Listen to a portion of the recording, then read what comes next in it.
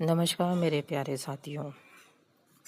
हम पढ़ रहे थे कर्म का सिद्धांत book, the theory of Karma, लेखक हीराबाई ठक्कर, भाग 17। तो फिर मोक्ष कब? मानव मात्र मोक्ष का अधिकारी है और यह मानव शरीर मोक्ष प्राप्त करने के लिए ही मिलता है। मानव शरीर धारण करके मोक्ष प्राप्त नहीं करेंगे तो फिर 84 लाख योनियों में भटकना पड़ेगा। मनुष्य मात्र शरीर के बंधनों से छूटकर परम ब्रह्मा में लीन होने की इच्छा करे तो वह समर्थ है और स्वतंत्र भी है, क्योंकि वह परात्पर ब्रह्म का ही अंश है।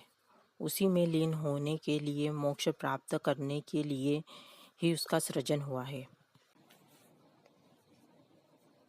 किंतु जब तक वह इस जन्म के संपूर्ण प्रारब्ध नहीं भोग लेगा और पिछले अनादि काल के अनेकों जन्मों के जमा हुए असंख्य हिमालय सरीखे संचित कर्मों के ढेर को इस जीवन काल में समाप्त नहीं कर लेगा, भस्म नहीं कर देगा, तब तक उसे बार बार अनंत काल तक अनेक जन्म अनेक शरीर धारण करने ही पड़ेंगे और तब तक उसे मोक्ष नहीं मिल सकता। उसे मोक्ष प्राप्त करने की तीव्र इच्छा हो, उसे प्राप्त करना ही हो तो उसे सभी संचित कर्मों को ध्वस्त करना ही पड़ेगा।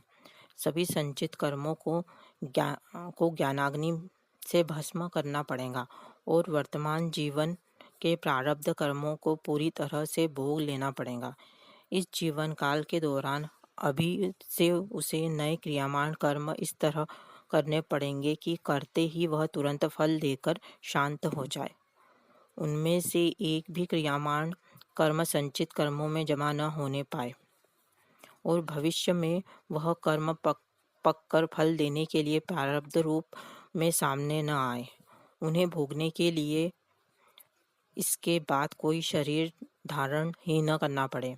किंतु कठिनाई यह है कि जीव अपने जीवन काल में भोगने के पात्र प्रारब्ध कर्मों को भोगते भोगते नए असंख्य क्रियामान कर्म कर लेता है, जिन्हें भोगने के लिए उसे अन्य असंख्य जन्म धारण करने पड़ते हैं। इस विष चक्र का अंत ही नहीं होता है।